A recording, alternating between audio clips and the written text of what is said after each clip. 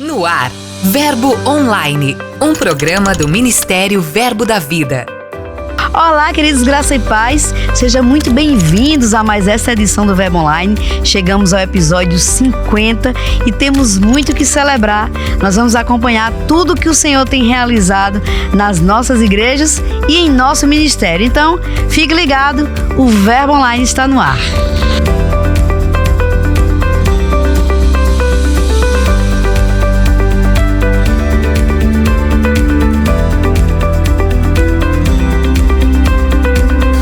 Eu sou a G Monteiro e esse é seu Verbo Online. A gente começa o giro de hoje com o mover profético ocorrido no sertão paraibano. A Igreja Verbo da Vida em Patos recebeu pela primeira vez, fora da sede em Petrolina, o evento Gotas Proféticas, a Experiência. Cercada pelo tema Ouçam as Gotas, a noite foi cheia de derramamento, instrução e chamado.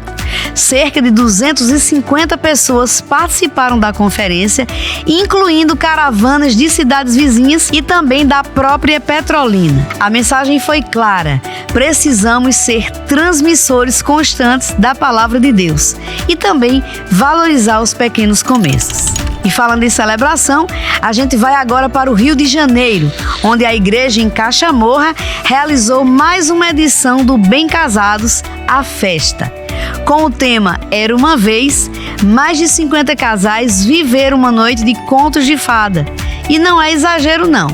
Teve desfile com trajes elegantes, competição de dança, cenário de filme e muita comunhão. Além disso, o evento cumpriu seu propósito de reafirmar o valor do compromisso e a alegria de caminhar a dois. O Felizes para Sempre pode sim ser um estilo de vida. Já em São Paulo, a Igreja Verbo da Vida em Pirituba viveu uma noite que ficou para a história. É que o culto dos homens recebeu o pastor Larry, direto de Tulsa, em Oklahoma. Ele foi ordenado, inclusive, pelo próprio reverendo Kenneth Hagin. O pastor veio acompanhado de uma equipe de missionários americanos que foram usados poderosamente pelo Senhor. O evento foi marcado por muitas decisões por Cristo, além de uma ação evangelística que alcançou mais de 450 pessoas. É o reino de Deus avançando com alegria, comunhão e fé. E ainda em São Paulo, em Arujá, o clima foi de arraial. A Festa Caipira 2025 da Igreja Verbo da Vida local foi um sucesso. Além de celebrar a cultura brasileira e trazer muita alegria para a comunidade, o evento teve como objetivo arrecadar recursos para a reforma do novo prédio. E foi bonito de ver, cerca de 2.000 pessoas passaram pelo local, que contou com mais de 14 barracas, brinquedos infláveis, muita música e muita diversão. Foi uma noite de fé, comida boa e muitas razões para celebrar. No Verbo Online de hoje, a gente conversa com Josué Arcanjo. Ele é pastor auxiliar e líder de jovens na Igreja do Japão. Veio participar do JPN e tem um bate-papo com a gente hoje muito legal. Olá, Josué, bem-vindo ao Verbo Online. Oi, Gê, muito obrigado. Que alegria. Josué, 15 anos no Japão, né? Eu queria que você falasse um pouco como é para um adolescente praticamente atravessar o mundo para viver essa missão junto à família. Muito bom. Eu posso responder até de duas perspectivas, porque sim, eu saí com 8, né? Então eu pego um pouco ali da infância e na adolescência.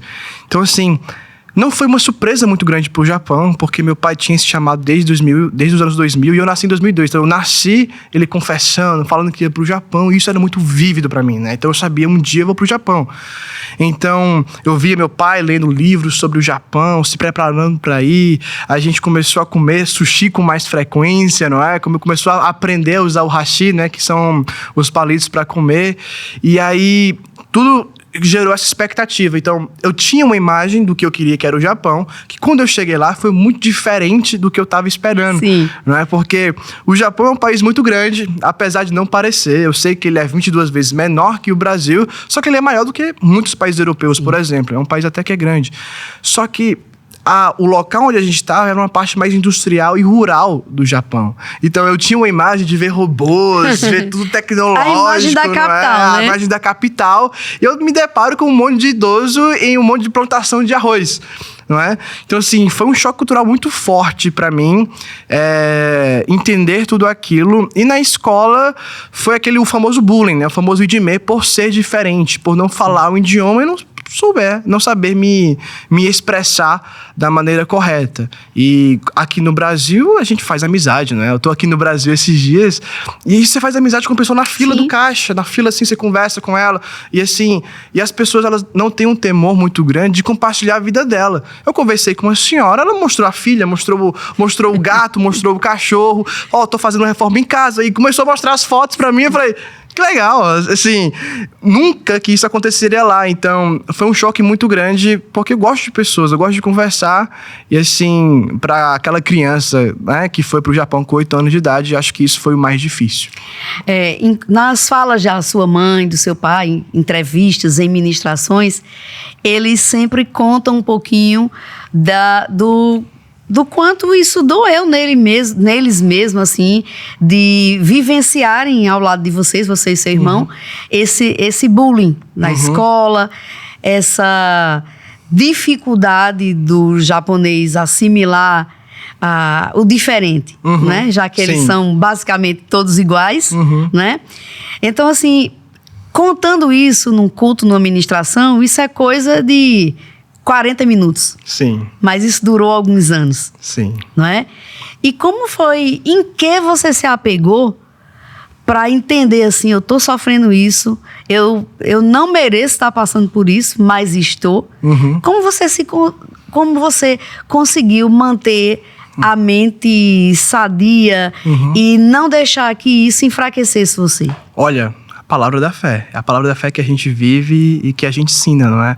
Eu lembro que por muito tempo, eu culpei a Deus. Eu fiquei com raiva de Deus. Falei, Deus, por que o Senhor escolheu minha família?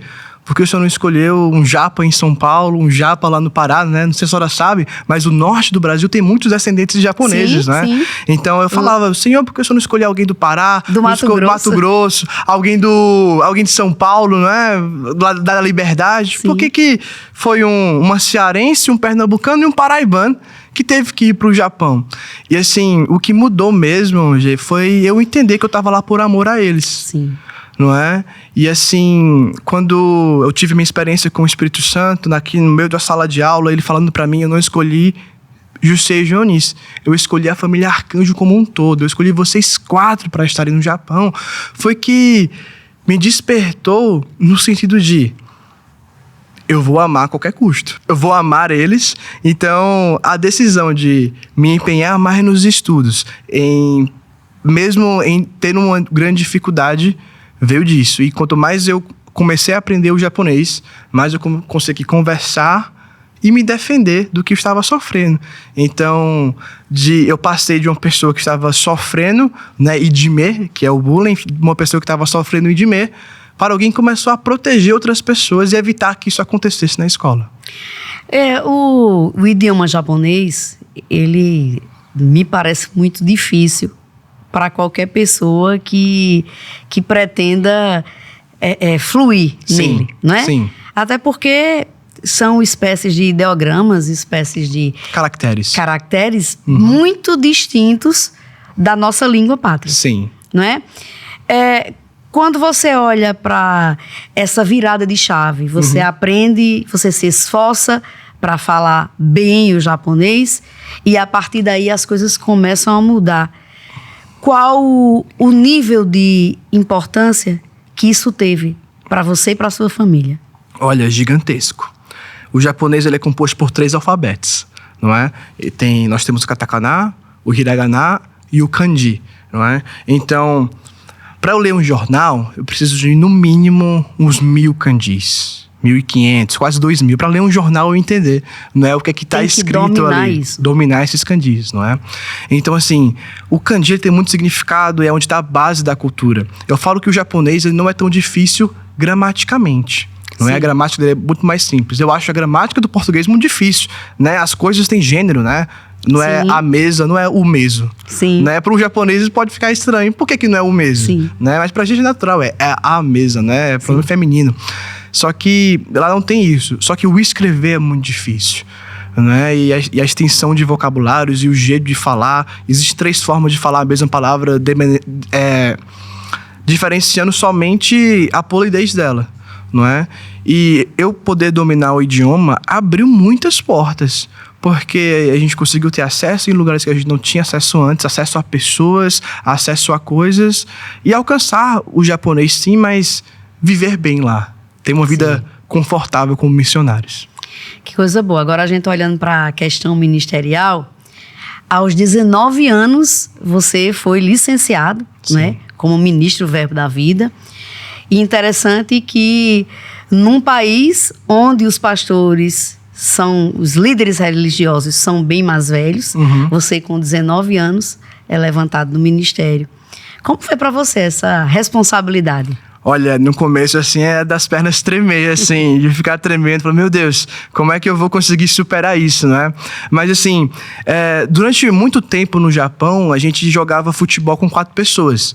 Então, o mesmo que batia o escanteio, eu tinha que correr lá e cabecear e voltar para defender. Não é porque eram nós 4 contra o mundo, né? Era nós 4 contra aquela situação. Então, eu sabia fazer todas as áreas da igreja, desde o departamento infantil, ao louvor, a ministrar, a dirigir um culto, a ficar no estacionamento, não é? Passei uma igreja completa. Por todas essas áreas, não é? Então, assim, eu tinha esse preparo. O que realmente foi muito importante no licenciamento foi entender que o que eu fazia e o que falava agora iria afetar diretamente muitas pessoas. E isso trouxe uma responsabilidade muito grande e um temor muito maior no que eu ia falar e no que eu ia fazer. E aí eu comecei a prestar atenção, principalmente no que eu postava, no que eu consumia, no que eu falava. E muitas vezes poderia parecer até coisa besta, mas eu pensava, eu não quero ser um mau exemplo, não quero dar a entender outra coisa também. Então isso foi uma das coisas que mudaram, não é? Ao licenciamento.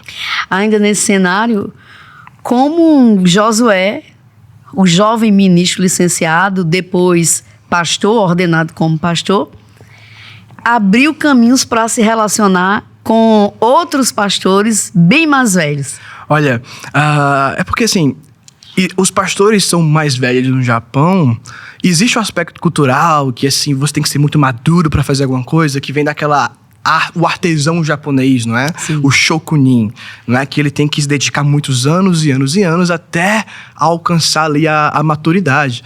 Então, isso acaba afetando, né, o jeito da igreja lidar. Só que o maior problema deles é que eles não sabem discipular e liderar pessoas. Sim. E se eu não discipulo ninguém, eu vou ficar no poder para sempre, eu vou ser o pastor para sempre. Então, existe um espanto quando eu participo das reuniões dos pastores, quando eles perguntam a minha idade, eu falo, tenho 23 anos. Eles olham assim, ficam assim, como assim? Só que ao mesmo tempo, é como se os olhos deles brilhassem de esperança e falassem assim, uau, tem um pastor jovem nessa nação. Não é?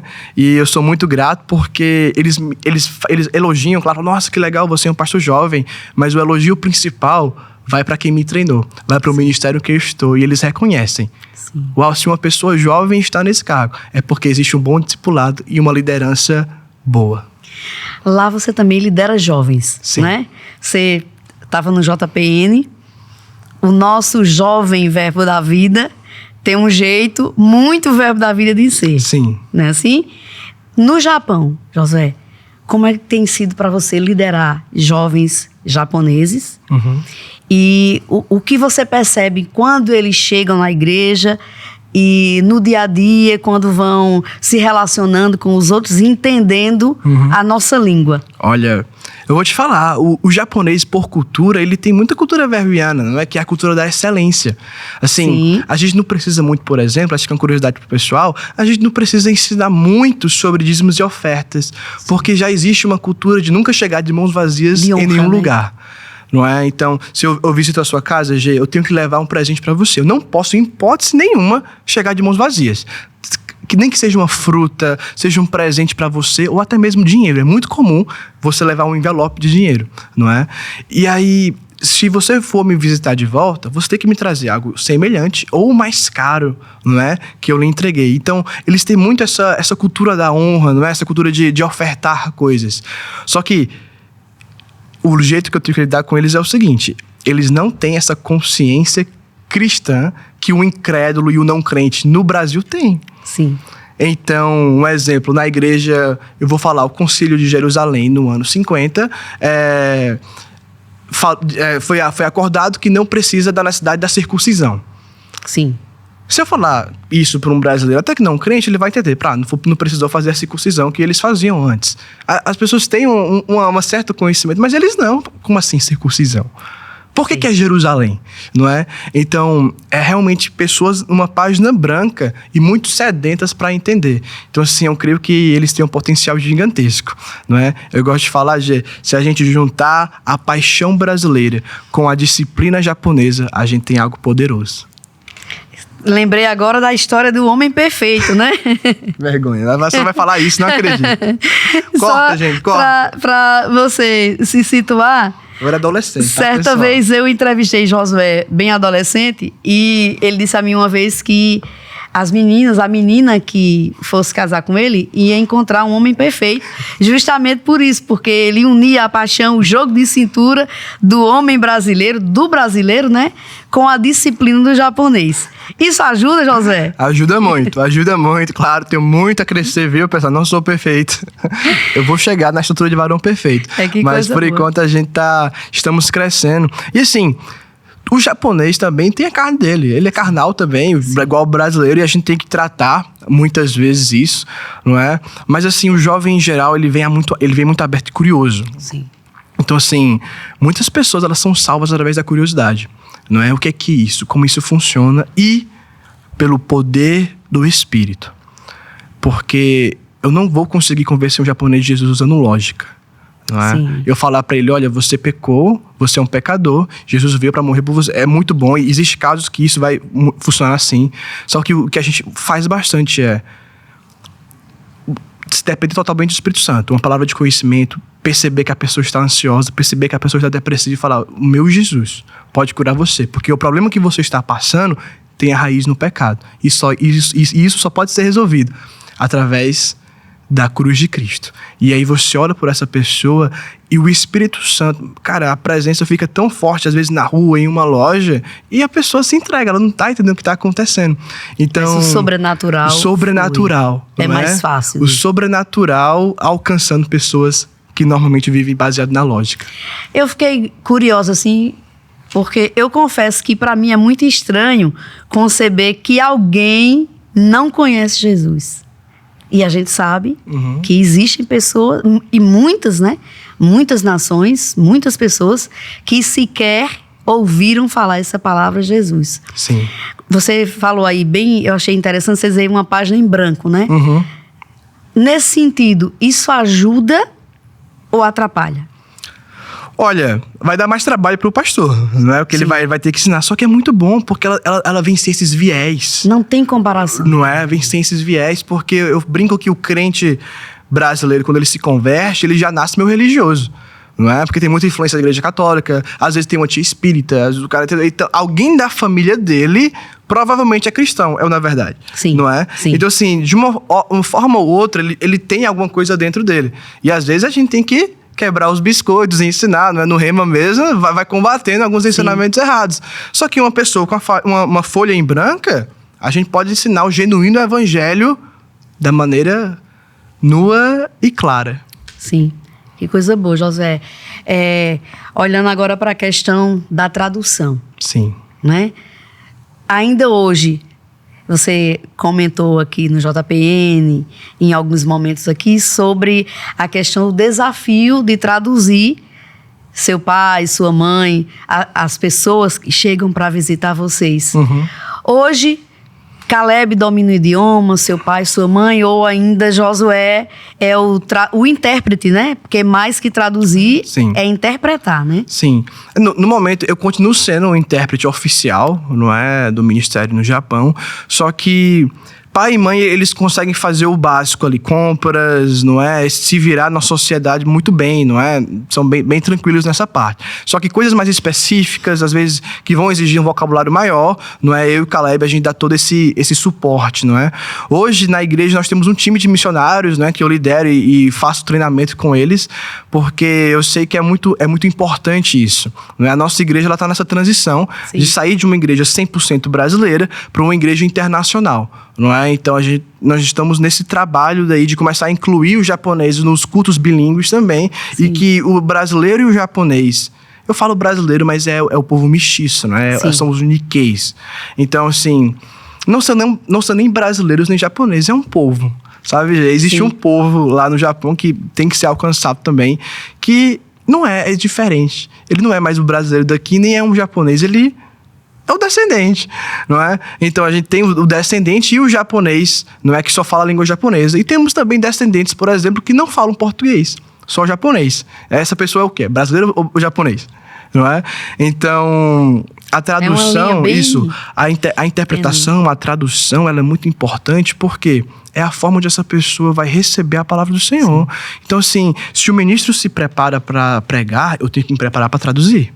Não é? Porque eu estou pregando a palavra. Se eu não interpreto direito, essa pessoa vai deixar de receber a palavra do Senhor. E isso é muito sério. Existe uma responsabilidade muito grande na vida do tradutor. Entendi. Sobre essa questão da tradução ainda, da interpretação, né? Sim. Ele, por exemplo, o japonês que domina o kanji. Sim. Né? Quando você interpreta uma pessoa que domina isso, você tenta traduzir a fala dele conforme a situação, ou uma frase literal, como a gente traduz inglês para o português. Ou não, você tem que entender, dado que a língua portuguesa tem vários gêneros, não é? O japonês não. A língua japonesa não. Então, essa questão de você interpretar o que ele está dizendo, isso torna mais fácil ou mais difícil? Porque na tradução, eu vou interpretar, não é? Sim.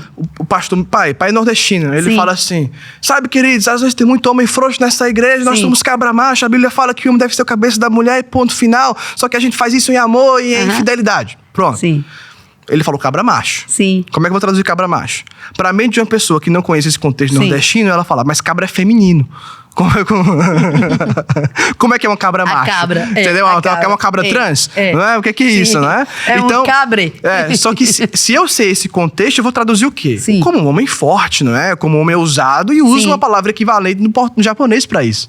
Às vezes eu posso colocar deixar minha voz mais grave quando eu for traduzir. Então, porque eu estou interpretando, como se fosse um teatro, não é? Então, em tudo vai isso. O pastor Maneco foi no Japão, ele falava uau! O que é que eu falava? Sugoi!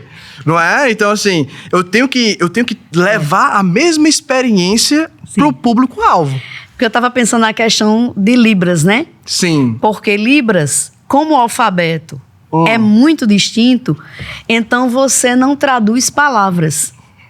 Você traduz situações. Sim. Então, era sobre essa questão, muitas vezes é isso. Questão de Bíblia, eu foco mais em traduzir a palavra em si. Porque às vezes o pregador, ele não está enfatizando na história. Às vezes é uma palavra que ele quer. Sim. Ele quer trazer um significado do grego para isso. Então, assim, às vezes eu tenho que ter o conhecimento do grego para o japonês, às vezes. Não só do grego para o português. Josué, sobre a questão do crescimento da igreja no Japão. A visão Verbo na vida do Japão, como é que tá? No Japão, nós somos 3 igrejas, não é? Pastor Josei Jonissi em Okazaki, pastor Kadita e Márcia em Yamanashi, Jefta e Gabi em Tóquio, não é? E assim, estamos crescendo. Nossa, muitos alunos já se formaram ao longo desses 15 anos na escola bíblica, e desde o ano passado nós temos uma escola bíblica em japonês. Não é? Inclusive, sou professor dessa escola, não é? Sabe, é muito bom ver os japoneses, sabe, recebendo o evangelho no próprio idioma deles. Confesso, é difícil fazer um slide de história da igreja em japonês. É a matéria que eu dou, mas ver eles crescendo e pegando a palavra, cara, é incrível. O evangelho está crescendo no Japão. Falar incrível, Josué, e crescimento, o UP, parece que está dando uma impulsionada muito grande nos jovens por lá, né? Sim. Você quer falar um pouquinho sobre isso? Sim, quero sim. Cara, é um trabalho, eu falo que é um ministério de socorro mesmo para as igrejas, como fosse um braço apoiador. Sim. Não é? O idealizador Thiago Matsui, ele começou a fazer uma reunião entre amigos, né, online, e ele pensou assim, cara, se a gente não tá fazendo nada pelo japonês, é o que tem que fazer. Então ele começou a se reunir entre amigos, não é? E um dia ele me chama para ministrar nessa reunião e a gente começa a ministrar junto. Detalhe, a gente tá fazendo a escola bíblica juntos nesse momento, não é? Você quer boas amizades, faça o Rema, viu? Se você mora fora do Brasil, procure a escola bíblica mais próxima da sua região. E aí a gente se reuniu, Sim. não é? E eu falei, cara, isso aqui tem um papel muito grande, isso aqui vai virar grande. Vamos criar um grupo, um movimento. Então surgiu o UP, né? United Purposes, né? Que é unidos com um propósito. Qual propósito é esse? Ganhar o Japão. Interdenominacional. Então, a gente evita tocar em pontos escatológicos, etc e tal. A gente foca no básico. Sim. Jesus veio, morreu por nós e ressuscitou. E isso tem que ser contado. Muito e bom. Vivido. E a gente tem alcançado muitas igrejas, portas têm sido abertas e o evangelho está crescendo. Muito bem, Josué. Esses dias aqui no Brasil, né? Você veio para o JPN, vai ficar pelo menos até setembro. Uhum. Como é que tá a agenda? Quais são os planos para esses dias aqui no Brasil? Olha, muitas expectativas mesmo, viu? Quando eu contei para papai, eu falei assim, pai, o senhor saiu do Brasil em 2010. Nós éramos 110 igrejas. Hoje, mais de 500, Isso. não é? Muitas pessoas, às vezes, não sabem como é que tá, se a gente tem missionário no Japão, como é que tá a missão. E um dos objetivos mesmo aqui é conscientizar as pessoas, não é? Fazer elas entender, porque nós temos esse coração missionário, é do nosso DNA, verbo da vida, não é? Então, vai ser muito bom ter esse contato com as igrejas. Realmente estou aqui para servir e ajudar no que for preciso, não é? Eu vou estar desde João Pessoa, Mossoró, Fortaleza, que é a cidade de mamãe, e também no Sudeste e no Mato Grosso, com muita expectativa. Que coisa boa. No JPN Tour, você ainda que não se inscreveu, que vai participar, agosto vem aí, tem JPN Tour lá no Mato Grosso. Josué vai estar lá, não perca. Josué, Sim. Pra gente encerrar, eu gostaria que você falasse um pouquinho sobre um livro, aquele livro que você leu, que marcou sua vida, que você acredita que todo jovem precisa ler. Olha, eu poderia falar sobre muitos, não é? O que você tem que ler todo ano, eu vou falar o que eu gosto primeiro. Por último, o que você tem que ler todo ano é Como Ser Dirigido pelo Espírito de Deus, Planos, Propósitos e Práticas. E o que marcou a minha vida é o livro Salt, do Scott Webb. Ele é bem fininho assim. Sim, já li. Nossa, é muito bom. Verdade. Às vezes eu leio 2 vezes por dia. Que coisa boa. Pois é, você que está nos acompanhando, já passe em uma das lojas Verbo Shop ou acesse verboshop.com.br e garanta o seu. Josué, para a gente terminar, deixa um recadinho aí para esses jovens que estão nos acompanhando, esses jovens que têm no coração fazer missões, que o coração pulsa por alguma nação. Amém. Deixa um recadinho aí, como eles devem se preparar. Amém. E o que é que pode esperar por eles no campo missionário. Amém. Cara, não é só porque você é jovem que isso é sinônimo de imaturidade. Você pode ser um jovem maduro no Senhor através da prática da palavra. Então, cara, se esforce o máximo mesmo na sua igreja local. Sirva seu pastor, sirva seu líder, não é? Procure ser proativo e esteja disponível. Porque se você não é proativo aqui em um local onde você tem sua família, onde tem papai e mamãe, onde você fala o seu idioma, você nunca vai ser proativo em outra nação. Então, faz o básico aqui, faz o simples, porque o simples funciona em qualquer nação e vai funcionar naquela que o Senhor quer te enviar. Josué, muito obrigada pela sua participação aqui, conversa agradável, viu? Sempre fico muito feliz aqui, a gente conversou com seu pai, com o Jussier, né, Joanice. Sim. Foi uma conversa muito agradável também, muito bom saber que toda a família, você e Caleb, estão crescendo cada vez mais e avançando, tomando, a gente crê Amém. Que o Japão, de fato, já é de Jesus Cristo, yes. através de tudo que vocês têm dado de si por aquela nação. Muito Amém. Obrigada. Arigatou gozaimasu. Arigatou também, não sei o que é, não, mas arigatou também para você. O Verbo Online de hoje vai ficando por aqui, mas tem muito conteúdo em nosso portal. É só você acessar verbodavida.com ou baixar o aplicativo Verbo App. Eu também vou ficando por aqui, mas antes quero mandar um abraço para nossos irmãos lá no Ceará, em especial para Douglas Avelino e sua esposa lá em Aldeota, na igreja do pastor Ricardo Arruda. Douglas me disse que eles não perdem um episódio do Verbo Online. E para você, declaro um dia abençoado, tenha fé, lembre-se sempre de que tudo passa e a graça de Deus nos basta. Eu sou a Gê Monteiro e esse é seu Verbo Online. Até mais. Você ouviu Verbo Online, um programa do Ministério Verbo da Vida.